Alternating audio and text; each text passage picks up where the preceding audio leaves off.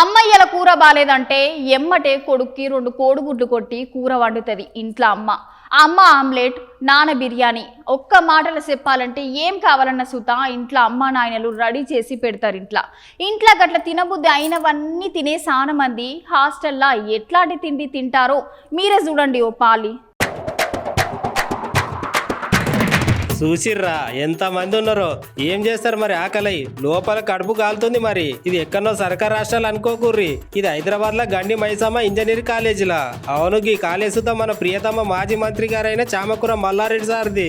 ఇట్లా ఇంత ముందు సుత చాలా సార్లు అన్నంలో పురుగులు వచ్చినాయి, బాలేదు, కూరలు సుత మంచిగా ఉండలేవు అని చాలా చెప్పిర్రట. ఆయన సుత మళ్ళా గట్లనే చేస్తున్నారట. నిన్న సుత అన్నం తినేటప్పుడు అన్నంలో పురుగులు, స్వీట్ల రాళ్ళు వచ్చినాయట. ఇట్లాంటి అన్నం మేము ఎట్లా తినాలని ఇగో ఈ తీరుగా అందరు అన్నం తినడు బంద్ చేసి వచ్చి ధర్నా చేసిర్రు. ఇంకెన్ని రోజులు మేము ఇట్లాంటి పురుగులు అన్నం తినాలని కాలేజీ సార్లను క్యాంటీన్లో సుతా వి వాంట్ జస్టిస్ అని అడిగిర్రంట. ఆయన ఎవరు సపోర్ట్ చేస్తలేరంట.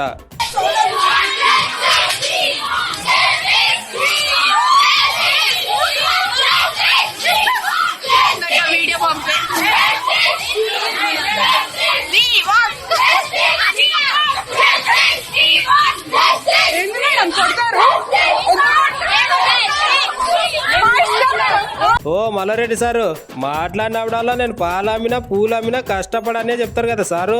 మరి గంత కష్టపడ మీకు మీ హాస్టల్లో చదివే పిల్లగాళ్ళకి ఇట్లాంటి పురుగుల బువ్వ ఎట్లా పెట్టబుద్ధి అవుతుంది సారు? ఎన్నిసార్లు గిట్లా అయినా ఈ ముచ్చట మీ దాకా రాలేదంటారా సారు?